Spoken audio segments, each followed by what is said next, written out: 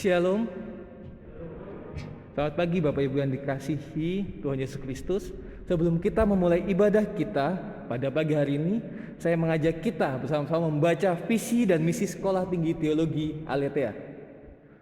Visi: menjadi lembaga pendidikan tinggi gerejawi, memperlengkapi pemimpin gereja untuk berteologi reform secara kritis, berkemampuan mengembalakan dan berkarakter serupa Kristus.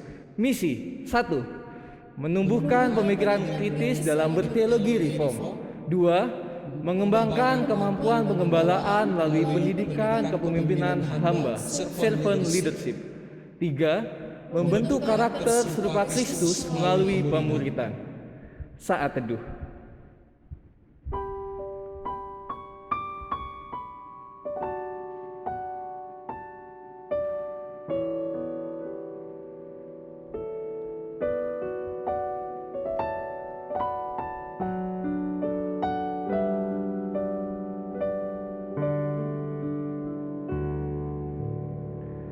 Angkatlah hatimu kepada Allah.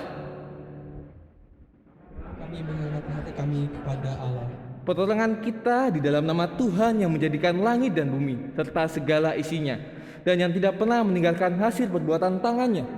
Kasih karunia dan damai sejahtera dari Allah Bapa, Allah Anak, dan Allah Roh Kudus menyertai ibadah kita semua. Dan menyertai-Mu juga. Jemaat yang dikasihi Tuhan Yesus Kristus, sungguh hanya Dialah yang layak disembah. Hanya Dialah yang patut kita puji, sebab Dialah yang tertinggi. Dialah Raja dari segala raja. Dialah yang termulia. Mari kita pujikan. Pujian layak dipuji, disembah.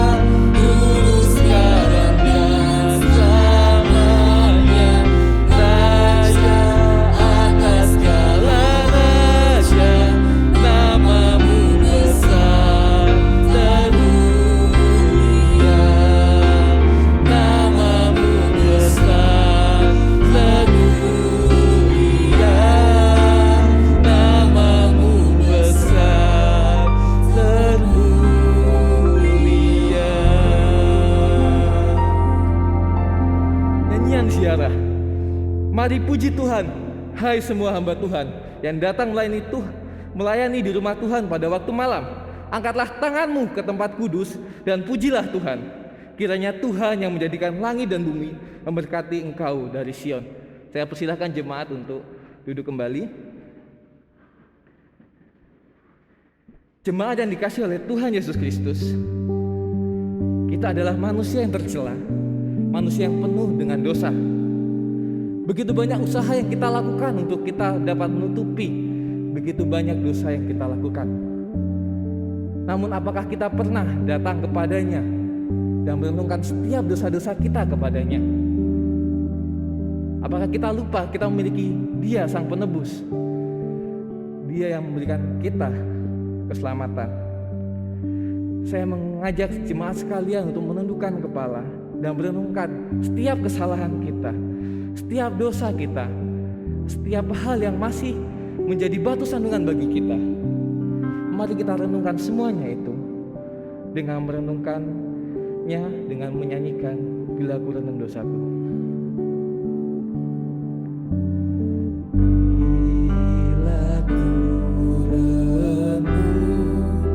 Dosaku padamu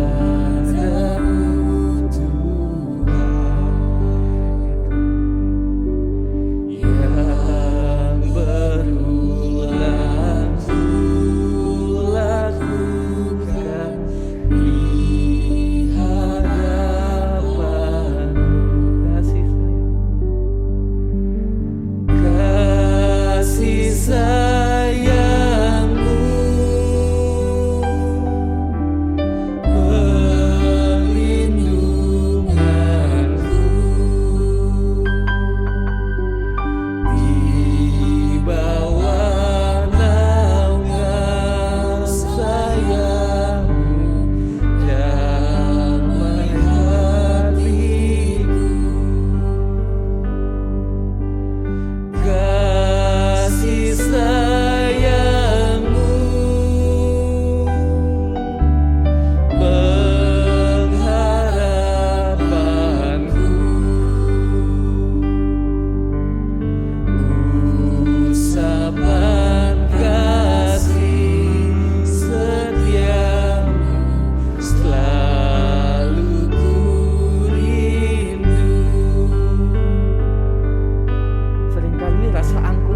kesombongan kita menggoda setiap kita.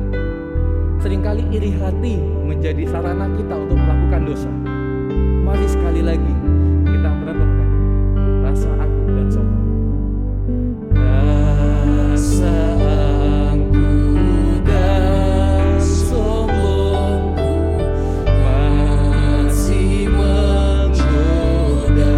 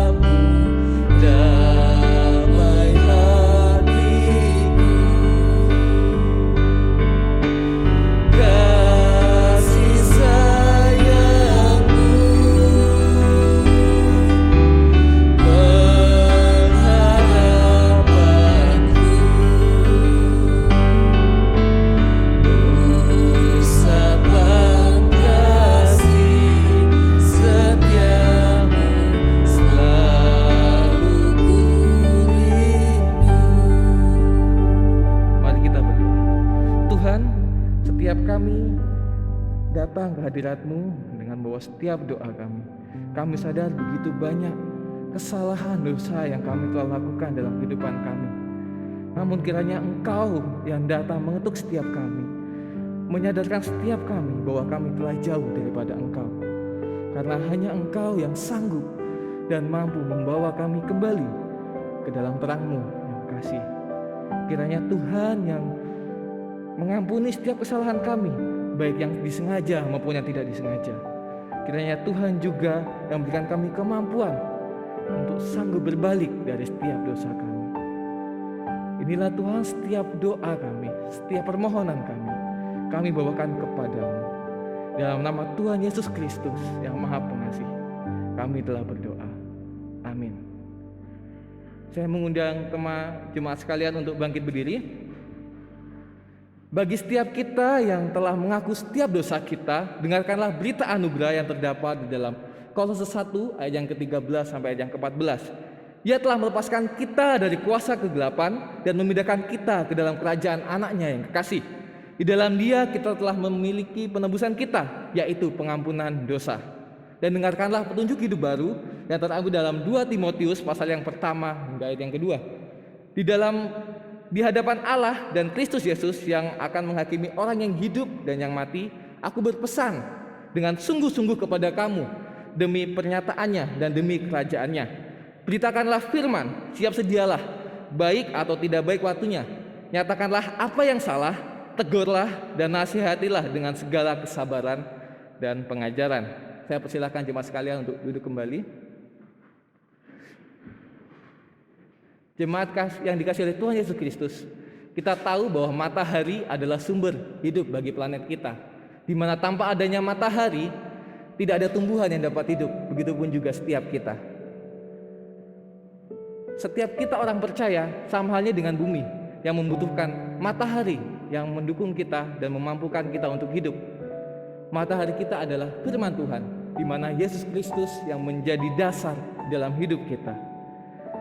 Oleh sebab itu, sangat penting bagi kita untuk merenungkan firman-Nya dan menjadikan Dia sebagai pusat hidup kita. Mari kita menyanyikan pujian Be Thou My Vision.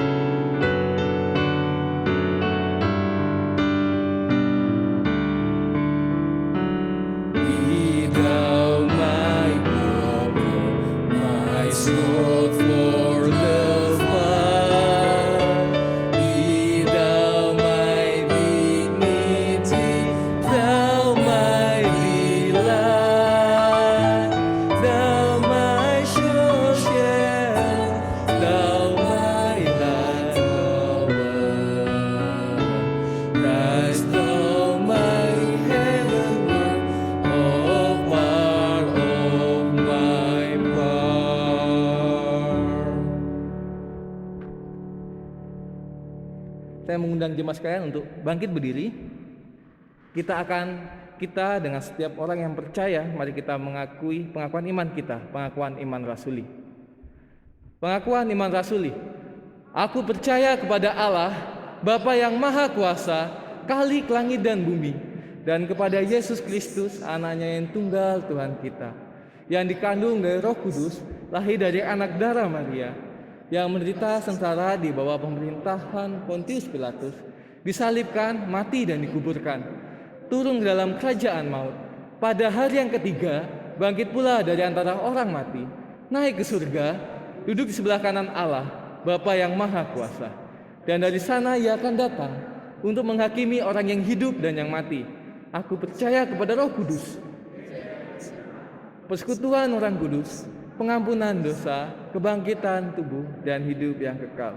Saya persilakan jemaat sekalian untuk duduk kembali. kita akan membawakan beberapa doa syafaat. Yang pertama kita akan berdoa untuk STT Aletheia, khususnya untuk setiap dosen yang saat ini sedang melakukan studi lanjut mereka. Kiranya Tuhan yang memberkati setiap mereka, baik itu Pak Bruri, Pak Linus, Pak Gumulya. Kiranya Tuhan yang memberkati mereka dalam setiap tugas dan dalam studi mereka. Kita juga berdoa untuk promosi kampus yang sedang dilakukan. Kiranya Tuhan yang memberkati setiap orang yang mendengarkannya, sehingga makin banyak anak-anak Tuhan yang terpanggil dapat datang ke tempat ini dan dapat dibentuk bersama-sama dengan kita. Yang kedua, kita akan berdoa untuk bangsa kita. Kita berdoa untuk perkiraan yang akan terjadinya resesi pada tahun 2023. Kita berdoa untuk setiap aparatur negara, baik itu dari presiden, setiap anggota dewan, menteri, dan setiap bagiannya. Kiranya mereka dapat memberikan yang terbaik sehingga bangsa kita dapat bertahan melaluinya. Kita juga berdoa untuk bencana-bencana yang terjadi belakangan ini, baik yang ada di Sitiarjo, di Bali, dan tempat-tempat lainnya. Kiranya Tuhan yang mendukung setiap anak Tuhan untuk menjadi berkat di sana. Mari kita berdoa, saya akan memimpinnya di dalam doa. Tuhan Allah Bapa kami yang bertata di dalam kerajaan surga, sungguh kami bersyukur karena Engkau yang menyertai kami bisa ada di tempat ini untuk beribadah. Kami datang saat ini untuk berdoa kepada Engkau secara khusus untuk setiap dosen kami yang saat ini melanjutkan studi, dan Tuhan yang memberkati mereka dalam setiap studi yang mereka lakukan, sehingga apa yang mereka dapatkan di sana bisa mereka bawa ke tempat ini kembali, dan kiranya STT Aletheia bisa semakin berkembang hari demi hari. Kami juga berdoa Tuhan untuk setiap agenda promosi yang sedang dilakukan oleh STT Aletheia. Kiranya Tuhan yang memberkati setiap orang yang melakukannya, setiap mereka. Kiranya Tuhan yang memberkati sehingga mereka bisa membawa setiap anak-anak Tuhan yang memiliki hati untuk melayani Tuhan datang ke tempat ini, sehingga mereka bisa bersama-sama dengan kami diperlengkapi dan dipersiapkan untuk menjadi hamba-hamba Tuhan, pelayan-pelayan Tuhan yang dapat membimbing dan menjadi pemimpin bagi setiap gereja dan orang-orang percaya. Kami juga berdoa Tuhan untuk bangsa kami, bangsa Indonesia.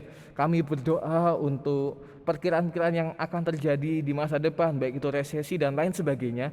Kami serahkan setiap pemimpin-pemimpin kami, baik itu presiden, baik itu menteri, baik itu anggota dewan, bahkan yang terkecil sekalipun. Kiranya Tuhan yang memberkati mereka, memberikan hikmat kepada mereka, sehingga mereka bisa membantu dan kami juga dapat bertahan di hari-hari yang akan datang. Kami juga berdoa untuk bencana alam yang saat ini sering terjadi. Kami berdoa untuk daerah yang ada di Sitiarjo ataupun yang ada di Bali. Kiranya Tuhan yang memberkati setiap korban di sana. Kiranya Tuhan yang memberikan mereka kesehatan, memberikan mereka kebutuhan yang mereka butuhkan.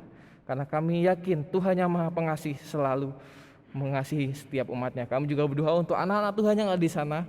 Kiranya mereka bisa menjadi berkat dan menjadi terang di tengah-tengah bencana tersebut. Inilah Tuhan setiap pokok doa kami serahkan ke dalam tangan-Mu yang kudus. Di dalam Tuhan Yesus Kristus kami telah berdoa. Amin.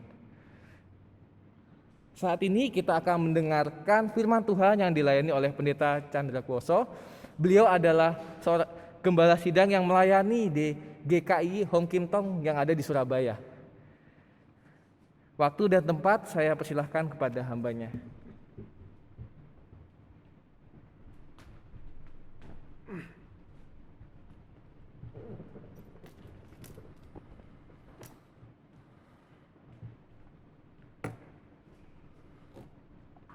Shalom Bapak Ibu Saudara yang dikasihi Tuhan, mari kita bersatu di dalam doa sebelum kita merenungkan sebagian kebenaran firman Tuhan. Mari kita bersatu dalam doa. Bapa yang bertahta di dalam kerajaan surga, Tuhan yang hidup, Tuhan yang setia, Tuhan yang tangannya selalu menyertai hidup kami. Kami mau merayakan kebaikan-Mu Tuhan. Karena kami tidak pernah melihat Engkau meninggalkan kami. Bahkan kami melihat tangan Tuhan menopang kami.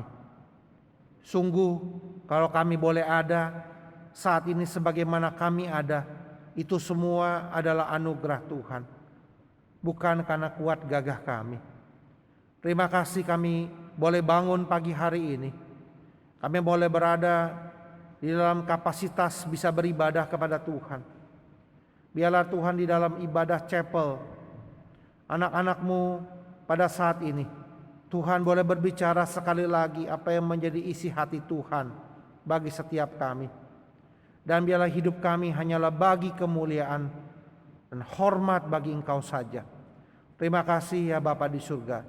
Di dalam nama Tuhan Yesus Kristus, Allah yang kami sembah, Allah yang kami puja, Allah yang kami banggakan, kami berdoa. Amin. Selamat pagi Bapak Ibu Saudara yang dikasihi Tuhan. Terima kasih untuk kesempatannya. Saya boleh berada di tengah-tengah komunitas Bapak Ibu Saudara, khususnya keluarga besar Sekolah Alkitab Aletheia. Terima kasih buat Bapak Pendeta Amos yang berkenan untuk mengundang, dan juga untuk beberapa rekan yang saya kenal sebelum saya berada di kota Surabaya dalam melayani sebagai pengembalaan. Pak Yunus, Pak Henry, dan juga istri, dan juga beberapa sahabat-sahabat. Kita bersyukur karena pandemi yang belum berakhir ini masih mengizinkan kita terus berharap bahwa Tuhan mendatangkan kebaikan bagi kita semua. Amin. Tema yang kita akan renungkan hari ini adalah sesuatu tema yang sangat relevan bagi kita semua, khususnya bagi adik-adik mahasiswa yang dipercayakan Tuhan untuk membawa akan Injil Tuhan, yang nanti setelah lulus akan siap dipakai Tuhan di ladang-ladang yang Tuhan sudah tempatkan, Tuhan sudah persiapkan bagi saudara-saudara.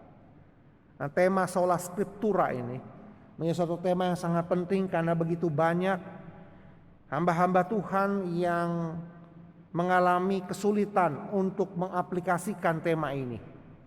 Saya sudah mendapat izin dari Pak Ketua bahwa saya akan membawakan tema ini dari sudut pandang yang lebih praktis, yaitu bagaimana otoritas daripada sola scriptura itu di dalam relevansinya sebagai seorang pengkhotbah atau sebagai seorang preacher. Saya membawa ini karena memang background latar belakang saya yang memiliki latar belakang mengajar di area tersebut. Bapak Ibu Saudara yang dikasihi Tuhan, saya akan membuka dengan sebuah ilustrasi. Boleh next selanjutnya, yaitu setiap kali saya melihat nasi ini, saya teringat ketika saya masih kuliah teologi ya.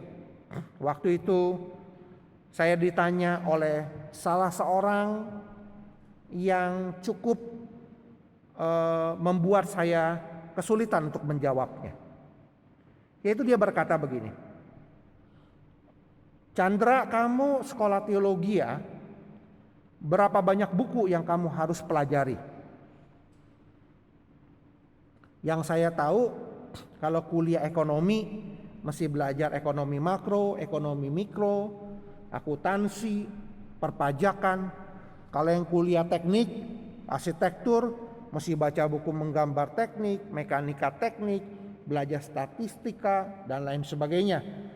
Kalau yang kuliah kedokteran harus baca buku tentang kehidupan, tentang pembelajaran yang berkaitan dengan ilmu-ilmu medis. Tapi kok kalian sebagai calon hamba Tuhan hanya cuma belajar Alkitab? Gitu. Yang bertanya adalah tentu bukan orang yang tahu tentang kekristenan. Tapi orang tersebut adalah orang yang sayang sama saya. Jadi dia bertanya kepada saya, kau kuliah sekian tahun, lalu kau hanya belajar satu buku, apa enggak bosan? Itu pertanyaannya. Apa enggak bosan cuma belajar satu buku? Apa enggak bosan cuma baca Alkitab? Apa enggak bosan kitab suci yang kau pelajari cuma satu? Bapak Ibu, pada saat itu saya cukup bingung menjawabnya, karena saya kalau menjawab kepada orang yang non-Kristen, kita membutuhkan satu bijaksana, bagaimana supaya dia pahami dalam bahasa dia, begitu ya, saudara-saudara. Lalu saya teringat tiba-tiba saya dicerahkan oleh Tuhan. Dan saya mengingat ada sesuatu yang saya pernah dapatkan yang berkaitan dengan nasi. Lalu saya berkata, apakah kita tiap hari makan nasi? Makan Bapak Ibu? Makan. Kemarin malam saya tiba, walaupun saya tiba di kampus ini agak malam, saya diberi nasi. Tadi pagi waktu bangun, saya sudah disiapkan nasi oleh pihak kampus. Apakah dengan demikian saya bosan makan nasi? Berapa lama kita sudah makan nasi dalam hidup kita? Wah, mungkin sudah banyak kali. Pertanyaannya adalah, kok nggak bosan?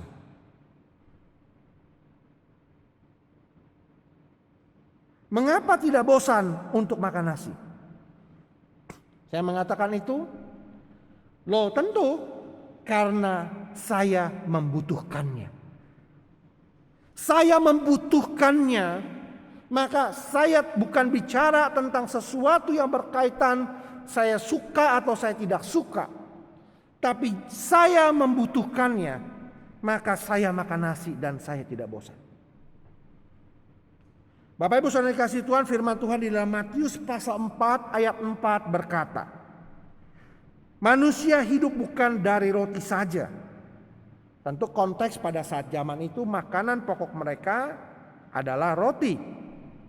Atau kalau saya mau aplikasikan dalam konteks kita adalah kita manusia hidup bukan dari nasi saja.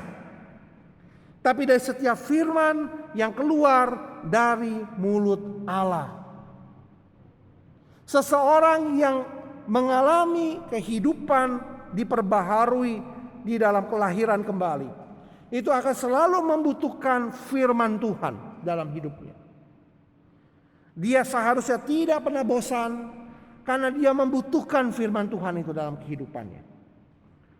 Kita menyadari bahwa ketika kita bicara tentang sola scriptura, kita bicara mengenai esensi yang paling dasar tentang kehidupan kita sebagai manusia, khususnya manusia rohani. Bahkan kita yang belum mengenal Tuhan pun kita membutuhkan Injil itu. Pertanyaan selanjutnya, apakah dengan demikian saya hanya membutuhkan nasi? Saya tidak membutuhkan yang lain. Saya tidak membutuhkan lauk, saya tidak membutuhkan sayur, saya tidak membutuhkan ikan. Tentu jawabannya tidak demikian. Next slide. Selanjutnya. Ketika kita bicara mengenai sola scriptura, kita bicara bahwa Alkitab adalah yang menjadi pokok ultimate yang paling utama yang kita butuhkan. Tetapi bukan berarti di luar itu tidak ada yang menjadi otoritas-otoritas lain yang dibawa daripada kitab suci. Contohnya adalah ADART gereja, institusi gereja. Gereja yang saya tampilkan di sini adalah salah satu gereja yang saya sempat layani sebelumnya di kota sebelumnya. Dan disitulah saya dipendetakan. Dan waktu saya dipendetakan kurang lebih 12 tahun yang lalu saya diminta untuk membacakan satu sumpah jabatan pendeta. Dan di dalam sumpah jabatan itu dikatakan bahwa saya harus tunduk kepada konstitusi gereja di mana tempat saya dipendetakan. Nah, tentu saja konstitusi itu mengacu kepada kebenaran Alkitab atau firman Tuhan yang adalah ultimate. Jadi yang dikatakan sesuatu hal yang berkaitan berotoritas yang paling tinggi adalah Alkitab. Alkitab harus mewarnai kehidupan kita. Tapi bukan berarti dengan demikian kita tidak punya otoritas-otoritas konstitusi lainnya selain pada Alkitab yang harus di mana kita tunduk. Tetapi di atas semuanya itu konstitusi gereja mungkin ada revisi, mungkin ada pembaharuan mengikuti keadaan zaman. Tetapi sola scriptura, kitab suci tidak pernah berubah dahulu, sekarang dan selamanya. Bapak Ibu Saudara dikasihi Tuhan, mengapa demikian? Slide selanjutnya. Karena kitab suci itu ada sesuatu yang berkaitan dengan isi hati Tuhan.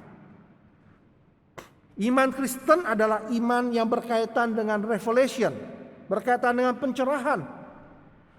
Firman kitab suci adalah isi hati Allah yang mengungkapkan apa yang sebenarnya Tuhan mau dalam kehidupan manusia. Nah, kita tahu pewahyuan itu ada dua. Pewahyuan secara umum yang disebut dengan general revelation. Ketika kita melihat alam ciptaan yang ada, kita bersyukur. Tadi pagi saya bangun, saya menikmati udara lawang yang begitu sejuk. Saya memuji Tuhan tak henti-hentinya dengan satu lagu yang saya nyanyikan secara spontan. Saya merasa Tuhan ada, Tuhan hadir. Dan itu menjadi sebuah revelation bagi saya bahwa Tuhan itu ada. Tetapi dalam kitab firman Tuhan juga adalah cara yang spesial di mana Tuhan menyatakan isi hatinya melalui Alkitab sebagai written revelation yang tertulis kepada kita. Sesuatu yang sifatnya umum kelihatannya, bukan? Tetapi mengapa saya ulang ini menjadi satu hal yang basic? Karena seringkali kita mencari sesuatu revelation di luar Tuhan. Kita mencari sebuah revelation di luar firman. Kita mengatakan firman Tuhan itu penting. Tapi saya tanya, seberapa penting firman ini buat kehidupan kita secara pribadi? Saudara mengatakan itu penting, seberapa penting itu dalam saudara merenungkan dan tidak pernah skip di dalam merenungkan firman Tuhan. Kalau saudara bilang penting, saya mau tanya jujur, sampai usia saudara sekarang, saudara membaca Alkitab sudah 10 kali atau belum? Seberapa haus saudara untuk membaca Alkitab ini sebagai sesuatu makanan rohani bagi saudara? Ada satu seminari yang mensyaratkan minimal harus membaca Alkitab 1 kali lengkap dari Kejadian sampai Wahyu. Adakah itu juga menjadi satu disiplin rohani kita? 1 kali itu sangat minimal. Tetapi adakah kita merindukan membacanya? Nah, mengapa saya mulai dari basic ini berkaitan dengan panggilan sebagai seorang preacher atau pengkhotbah? Siapa seorang pengkhotbah? Seorang pengkhotbah adalah seorang yang terlebih dahulu dia menikmati firman itu secara pribadi dalam hidup dia sebelum dia bagikan kepada orang lain. Dia menikmati firman itu sebagai sebuah lokus di dalam hati dia yang dia bisa alami dengan hidup mengubahkan kehidupan dia. Ketika dia goncang, dia ingat Tuhan kasih setianya tidak pernah berubah dan dia mengalami itu. Ketika dia dikecewakan sama sesama, dia membaca firman Tuhan menguatkan dia dan mengatakan, jangan kalahkan kejahatan dengan kejahatan, kalahkan kejahatan dengan kebaikan. Dia lakukan dan dia mampu melepaskan pengampunan. Dia mengalami kebenaran itu. Ketika dia bergumul sebagai anak muda dalam kehidupan kudusnya, yang mungkin jatuh di dalam adiksi-adiksi yang tidak saleh. Ketika dia membaca firman Tuhan, dengan apakah seorang muda menjaga hidupnya kudus selain dari menjaga sesuai firman Tuhan, dia imani itu, dia jalani dan hidupnya menjadi kudus. Seorang pengkhotbah adalah seorang yang sembah sujud kepada kebenaran firman dan diubahkan oleh firman secara pribadi. Dan dia tidak bisa mengcopy-pastekan. Dia tidak bisa melakukan satu tindakan hipokrit dalam hidupnya yang mengatakan bahwa dia sudah mengalami. Kalau dia belum mengalami, tidak ada ruang bagi kemunafikan. Tidak ada ruang bagi kemunafikan. Sekali lagi, pengalaman pribadi kita dengan firman ada sesuatu hal yang mutlak harus dialami oleh seorang pengkhotbah. Itu sebabnya saya mau menekankan sejauh mana kita mau mencari isi hati Tuhan lewat firman Tuhan yang menjadi sola scriptura dalam kehidupan kita. Yang kita junjung tinggi menjadi patokan, menjadi terang, menjadi suluh dalam kehidupan kita. Ketika kita memulai hari Apa yang kita buka ketika kita menutup hari? Apa ayat firman yang menguatkan kita? Itulah iman Kristen. Mengapa? Karena iman itu hanya bisa bertumbuh, iman itu hanya bisa dimiliki ketika dia berkoneksitas dengan Alkitab. Iman timbul dari pendengaran, dan pendengaran daripada firman Tuhan. Iman tidak timbul dari yang lain.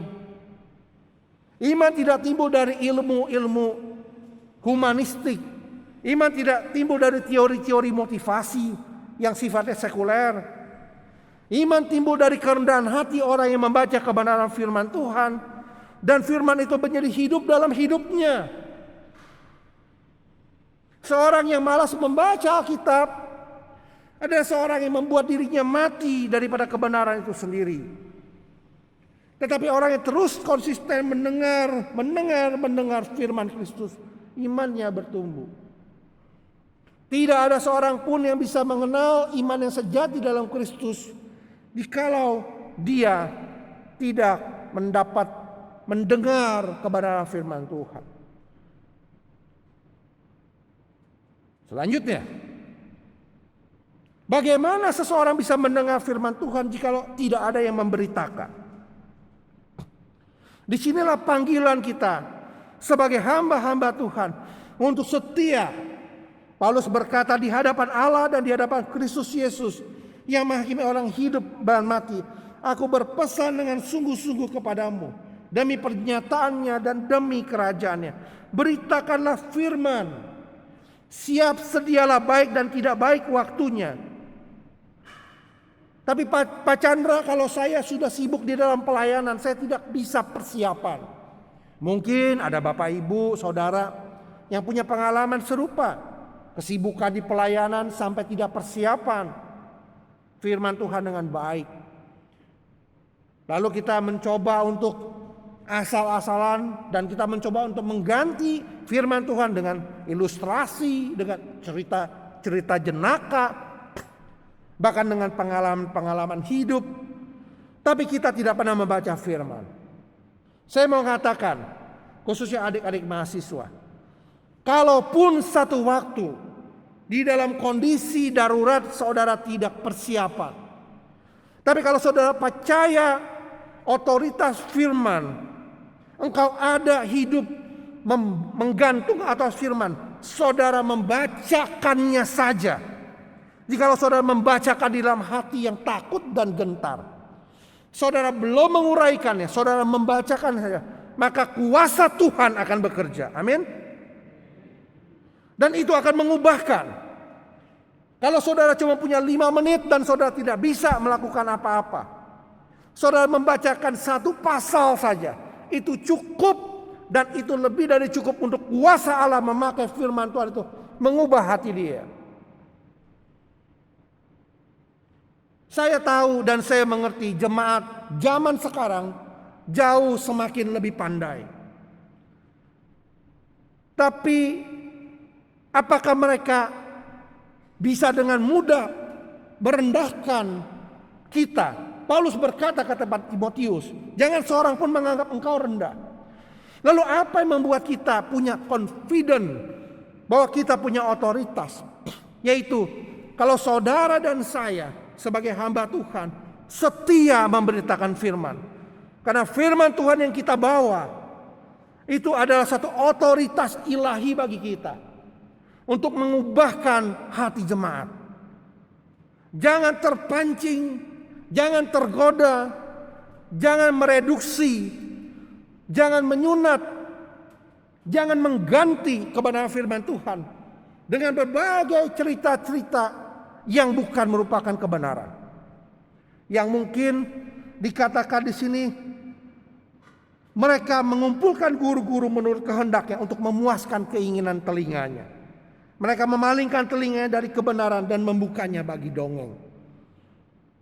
Akan ada masanya di mana jemaat mulai membandingkan, oh kalau di sana pengkhotbahnya lebih lucu, di sana pengkhotbahnya lebih jenaka. Saya tidak punya masalah dengan masalah jenaka atau lucu dalam berkhotbah.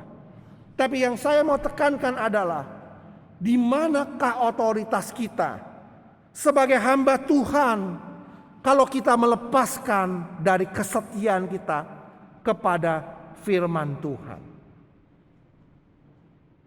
Saya menekankan bahwa seorang yang setia mengawal gerejanya dengan kebenaran firman, dengan preaching yang sesuai dengan firman, yang membawa firman Tuhan itu dengan sepenuh kesungguhan, maka akan banyak kehidupan jemaat yang akan diubahkan. Walaupun Yesus aja berkhotbah, belum tentu semuanya menerima. Betul? Tetapi kesetiaan Yesus dalam menceritakan tentang kerajaan Allah itu terus berlanjut.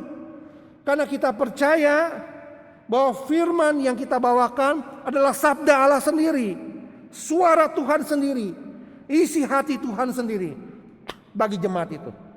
Oh, mungkin kita tidak punya kepandaian berkata-kata, mungkin logika verbal kita terbatas, mungkin saya tidak fasih lidah. Saudara cukup menundukkan diri saudara di bawah kebenaran firman, saudara menyampaikan isi firman, maka saya percaya kuasa Roh Kudus akan menyempurnakan firman yang saudara bawa.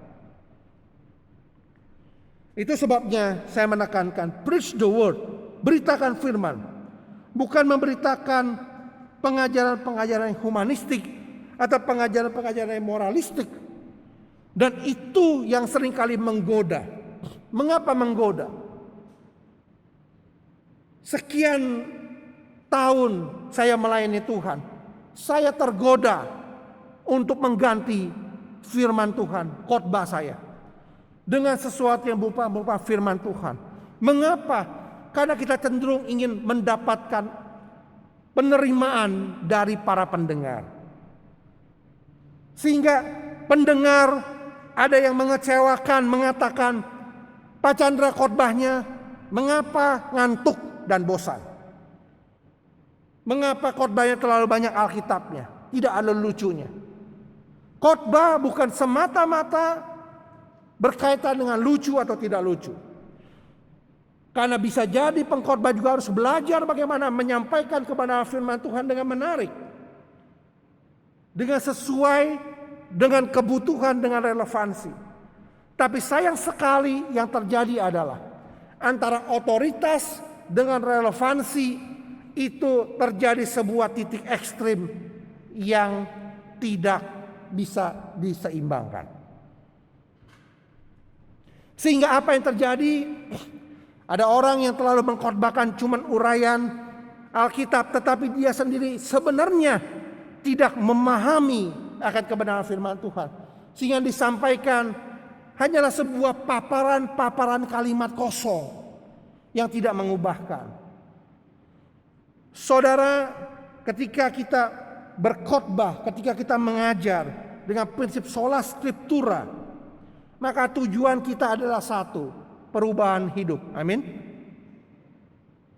Pertama kali waktu saya mendengar firman Tuhan yang mengubahkan hidup adalah ketika saya ikut retret sebuah gereja. Dan waktu itu kami dikumpulkan di bawah lapangan basket. Kita melakukan renungan pagi, habis senam pagi. Lalu di tengah itu saya masih ingat. Ada firman Tuhan yang disampaikan yang begitu menggelegar, menusuk hati saya. Membuat saya berubah. Dan firman itu berbicara kepada saya.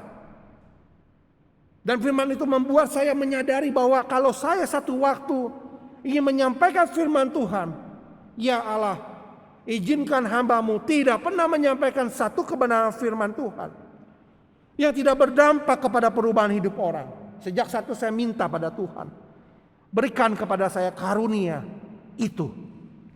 Karena saya sudah mengalami akan kebenaran firman Tuhan itu. Bapak Ibu saudara kasih Tuhan, ada satu buku yang begitu menginspirasi.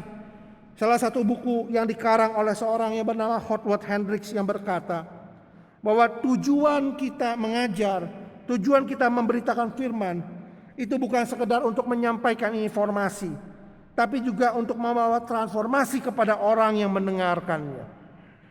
Orang yang lapar dan haus akan kebenaran boleh mendapatkan makanan firman Tuhan. Tetapi ada satu kalimat di sini. Seorang pengkhotbah juga harus terus bertumbuh. If you stop growing today, kalau Anda berhenti bertumbuh sekarang, you stop preaching or teaching tomorrow. Kalau engkau berhenti untuk bertumbuh, engkau sendiri tidak mau terus diperkaya oleh firman, maka engkau tidak bisa membagikan sesuatu yang engkau sendiri tidak miliki di dalam hatimu. Saudara pernah berkhotbah, saudara bingung saudara mau ngomong apa? Pernah? Saudara pernah khotbah, saudara tahu apa yang mau dikatakan, saudara sudah ketik, saudara sudah persiapkan, tapi waktu saudara khotbahkan, saudara tidak tahu isi hati Tuhan itu apa buat jemaat itu. Mungkin saudara cuma sekedar persiapan asal, bisa jadi. Atau saudara cuma sekedar mengambil khotbah yang lama, saudara masak kembali. Itu namanya capcay yang digoreng ulang. Sehingga sayurnya menjadi tidak powerful. Tetapi ketika kita menyadari bahwa saya pun harus bertumbuh, maka tidak mungkin tidak. Firman Tuhan yang merupakan isi hati Allah itu akan mengubah hidup. Yang jauh dari Tuhan akan dekat. Yang malas akan dibuat bersemangat kembali. Yang menghina Tuhan, hatinya bisa diubah oleh firman menjadi penyembah Tuhan. Ada satu bagan yang ingin saya tampilkan di sini, yang sering kali kita sebagai pengkhotbah terlalu fokus kepada kuadran yang pertama ataupun kuadran yang keempat. Apa itu?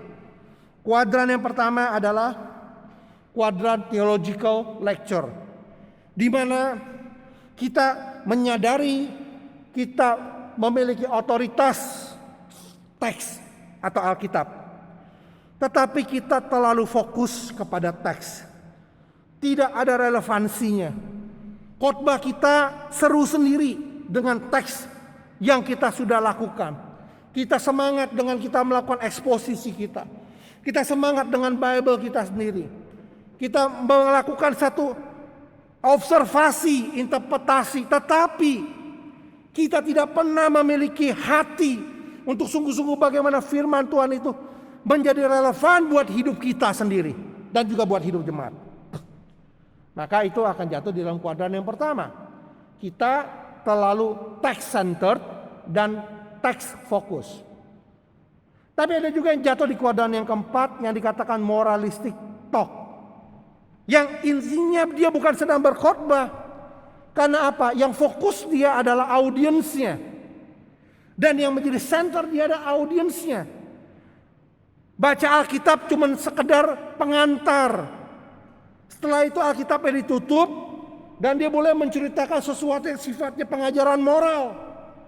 Sehingga tidak ada otoritas di dalam khotbahnya. Memang mungkin relevan. Karena dia berfokus kepada apa yang diinginkan oleh audiens. Tetapi tidak mengubahkan hidup.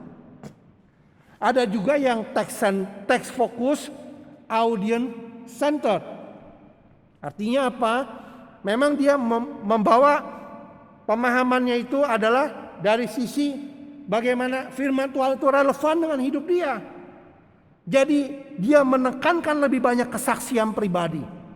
Yang mungkin secara hal ini itu sesuai dengan keinginan audiens. Tetapi pengalaman bukanlah kebenaran. Amin. Pengalaman bukan kebenaran. Saudara tidak bisa mengatakan bahwa kalau saya sakit kanker, saya disembuhkan. Maka saudara yang sakit kanker yang lain juga harus disembuhkan. Pengalaman saya bukan kebenaran. Kalau kita terlalu memfokuskan kepada humanistik, maka khotbah saya juga akan berpusat kepada humanistik, kepada pengalaman pribadi saya. Tapi tidak berdasarkan kepada text center. Yang terpenting adalah kuadran yang kedua, biblical contemporary preaching. Kita berpusat kepada teks. Kita menjadikan Alkitab sebagai otoritas kita. Tetapi kita membuatnya itu relevan bagi audiens kita. Dan itu yang sangat dibutuhkan di dalam semangat sola scriptura. John Stott dalam salah satu bukunya, jurnalnya mengatakan, "Who wants to listen to sermons today?" Siapa yang mau mendengar khotbah sekarang? People are drugged by television, hostile to authority, weary and weary of words. Orang jenuh saat ini. Siapa yang mau mendengar kepada khotbah? And yet, tetapi pastor must preserve in preaching. Sebab beritakanlah firman baik tidak baik waktunya di dalam contemporary world yang so unfriendly. When the preacher preach the intent of the biblical author, maka khotbah dia akan sangat berotoritas. Saya pernah lihat seorang yang tidak fasih lidah, seorang yang tidak punya karunia berkata-kata hebat, tetapi dia berkhotbah dengan otoritas, mengubahkan hidup orang. Amin. Memang mungkin ada orang yang bertalenta, punya gift berbicara, tetapi saya mau mengatakan, semua hamba Tuhan, setiap kita dipanggil untuk memberitakan firman dengan gaya kita sendiri. Pengkhotbah, siapapun gayanya, akan ada pengikutnya. Istri saya adalah seorang yang sebenarnya introvert. Suka pelayanan sebagai pemusik, suka pelayanan di sound system. Orang yang suka di belakang layar. Tapi begitu dia ikut training, ambil kuliah teologi juga bersama saya di Singapore Bible College. Dia menyadari bahwa kemampuan dia berkhotbah bukan ditentukan kepada kefasihan dia saja. Tapi yang terpenting adalah apakah dia setia menyampaikan kebenaran yang berotoritas itu. Dan saya lihat dengan mata kepala saya sendiri. Ada banyak orang yang diubahkan melalui khotbah yang simple, tetapi berotoritas sesuai dengan firman. Jadi is it because preaching is not exposition? Ya, jadi sekali lagi John Stott juga mengatakan bahwa yang terpenting di situ adalah bukan cuma sekedar kita juga menyampaikan teks, tapi bagaimana kita menyampaikan pesan Tuhan yang tertulis di dalam teks itu kepada audiens kita. Saudara, saya juga seorang dosen. Saya membuat silabus. Saya mengajar materi demi materi. Ada UTS, ada UAS. Ada buku panduan. Good. Saya lakukan itu. Tetapi begitu saya merasakan ada satu pesan yang khusus di dalam angkatan yang khusus, di mana saya perlu mengkhotbahkan hal yang khusus, terkadang saya juga keluar dari itu. Terkadang saya juga harus menyampaikan apa yang Tuhan mau sampaikan melalui kurikulum tertentu. Itu bukan berarti saya tidak taat kepada institusi yang ada. Tapi ada satu kepekaan yang perlu saya sampaikan. Saudara, yang berkhotbah di satu gereja dengan teks yang sama dengan gereja yang lain, itu bisa berbeda. Kenapa? Karena kita menggumulkan apa yang menjadi pesan firman kepada jemaat yang A berbeda dengan pesan firman kepada jemaat yang B. Itulah yang disebut dengan keseimbangan antara otoritas dan relevan. Haddon Robinson dalam bukunya salah satu berkata, as a preacher, kita harus menggunakan scripture untuk menopang pemikiran kita, bukan sebaliknya. Karena firman Tuhan yang harus mengisi kehidupan kita. Karena firman Tuhan adalah nafas Allah sendiri yang berguna untuk mengajar. Sebagai preacher kita tidak mengupgrade Alkitab untuk lebih relevan. Karena Alkitab itu sendiri sudah relevan. Setiap orang makan nasi karena setiap orang butuh nasi. Kita tidak pernah perlu menambahkan wah Alkitab ini lebih relevan bagaimana. Karena Alkitab adalah kebutuhan manusia dan suara Tuhan, suara pencipta. Jadi dia secara teks sudah relevan. Dan itulah iman kita kepada sola konsep sola scriptura. Jadi Bapak Ibu Saudara yang kasih Tuhan, saya mau mengatakan bahwa ketika kita berbicara sola scriptura, ada dua yang perlu kita seimbangkan.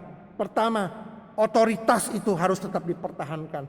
Yang kedua, bagaimana menghubungkannya itu di dalam relevansinya kepada kebutuhan pada saat itu kepada para pendengar. Sebagai testimoni, dulu saya berpikir sampai di sini cukup.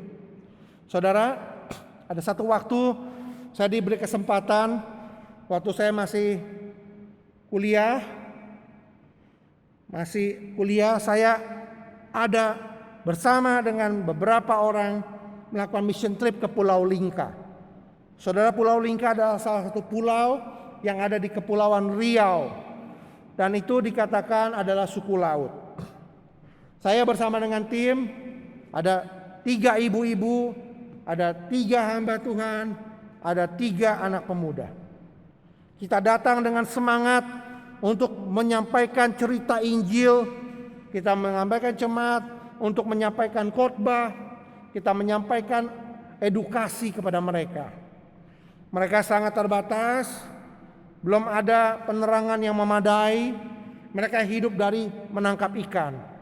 Dan tidak ada sekolah, tidak ada sesuatu apapun di pulau itu. Sangat kecil. Kami harus melewati perjalanan yang cukup lumayan panjang menggunakan perahu kecil dari Batam. Saya mau mengatakan ini mengapa? Saat itu saya malu. Saya berkata kepada mereka begini, baca kitab suci, doa tiap hari kalau mau tumbuh. Ada yang tahu lagu itu? Baca kitab suci, doa tiap hari, doa tiap hari, doa tiap hari. Betul? Baca kitab suci, doa tiap hari kalau mau tumbuh. Saudara, waktu saya ngomong kalau mau tumbuh, baca kitab suci, doa tiap hari, saya menyampaikan itu berdasarkan firman Tuhan. Lagu itu berdasarkan otoritas firman Tuhan. Kalau mau tumbuh, harus baca kitab suci, firman Tuhan. Manusia tidak hidup dari roti saja, tapi dari firman Tuhan. Kalian membutuhkannya walaupun kalian suku laut. Tuhan mengasihi saudara, Tuhan mencintai saudara. Saudara harus baca Alkitab tiap hari. Itu hari pertama. Hari kedua, saudara harus baca Alkitab tiap hari. Itu kebutuhan saudara. Saudara harus baca tiap hari kalau mau bertumbuh. Ada otoritas. Hebat kali. Sampai hari ketiga saya pulang. Sampai jumpa. Kami mau kembali. Saya mencucurkan air mata. Lalu mereka bilang begini, Pak, kami mau baca Alkitab. Supaya kami mau bertumbuh. Tapi kami gak bisa baca. Kami gak sekolah. Hati saya hancur saat itu. Hari pertama saya seperti orang yang begitu menghakimi. Baca kitab suci, doa tiap hari kalau mau tumbuh. Baca kitab suci, doa tiap hari kalau mau tumbuh. Anak-anak kecil saya ngomongin, orang dewasa saya ngomongin. Tapi saya gak pernah tahu secara relevan mereka baca juga gak bisa. Itulah saya mengatakan kepada diri saya sebagai hamba Tuhan.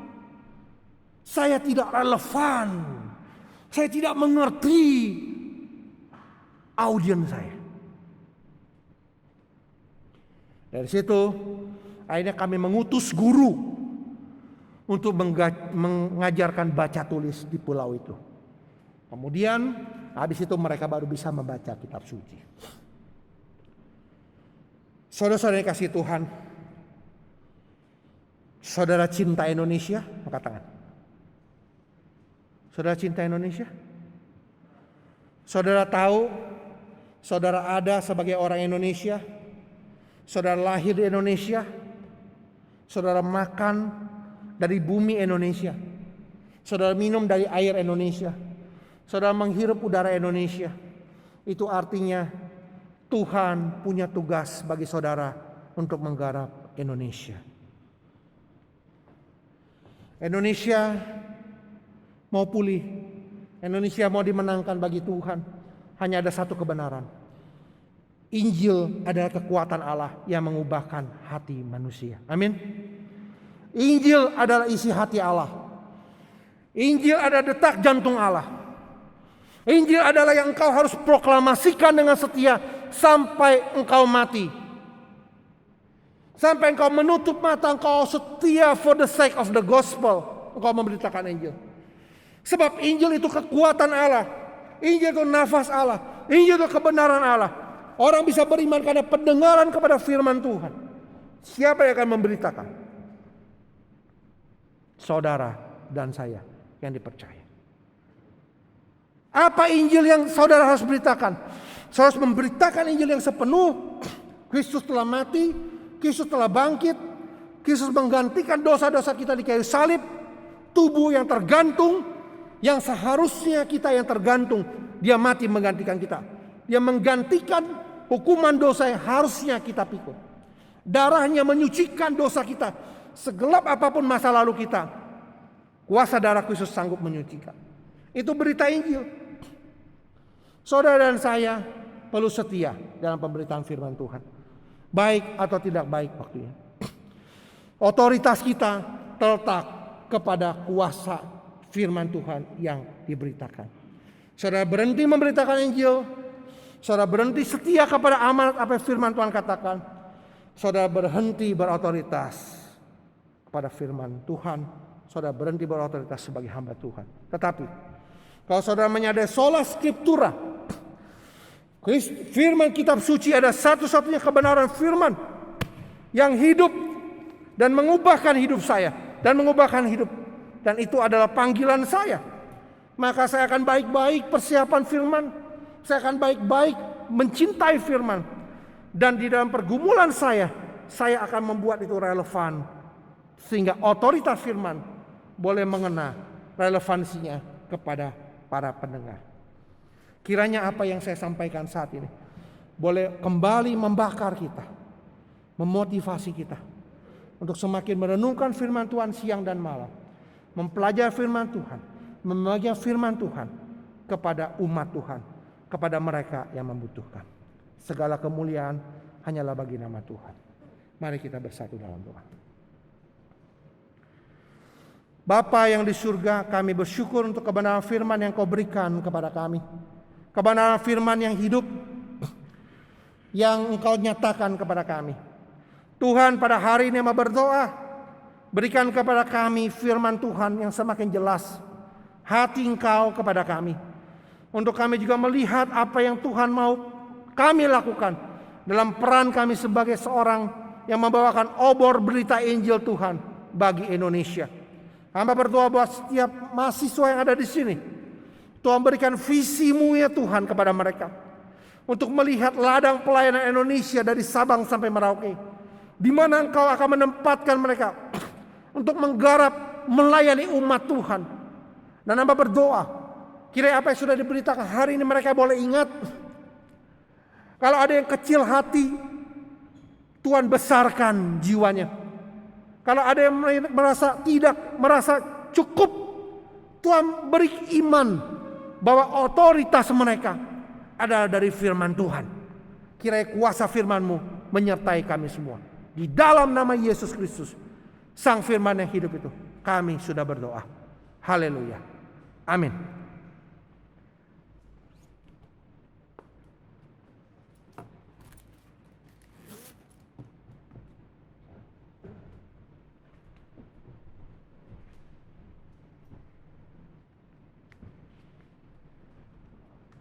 Firman yang indah yang telah kita dengarkan, yang tadi disampaikan oleh hambanya, kiranya setiap kita dapat selalu melihat dan mengingat firman Tuhan dan juga memberitakannya dalam waktu yang baik ataupun yang tidak baik. Saat kita masuk ke tempat ini, kita telah memberikan persembahan kita. Kiranya Tuhan yang memberikan setiap berkat-Nya kepada kita, dan juga persembahan ini bisa menjadi berkat bagi setiap orang yang membutuhkan. Terlebih lagi, mari kita mempersembahkan setiap diri kita, setiap hati kita kepada Tuhan. Mari kita meresponi persembahan ini dengan pujian persembahanku.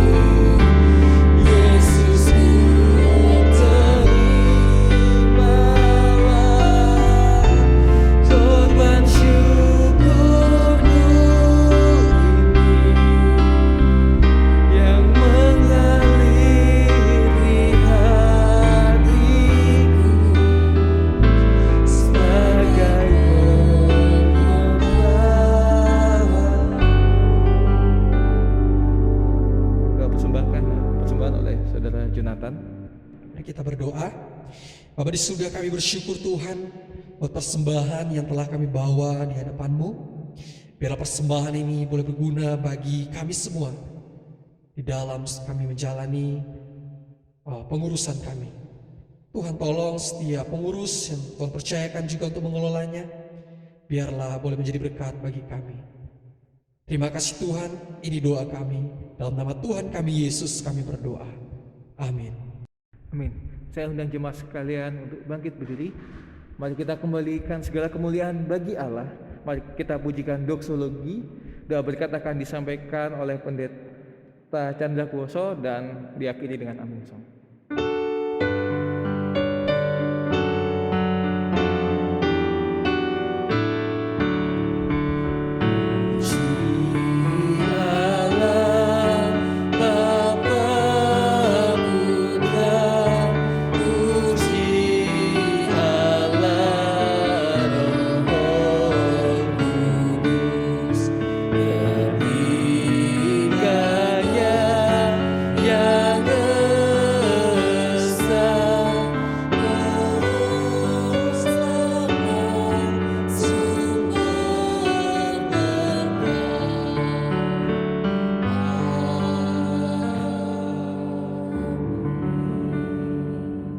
Mari kita membuka hati kita dan menerima berkat Tuhan. Tuhan memberkati engkau dan Tuhan melindungi engkau. Tuhan menyinari engkau dengan wajah-Nya dan memberi engkau kasih karunia. Tuhan menghadapkan wajah-Nya kepadamu dan memberi engkau damai sejahtera mulai dari hari ini sampai selama-lamanya. Amin.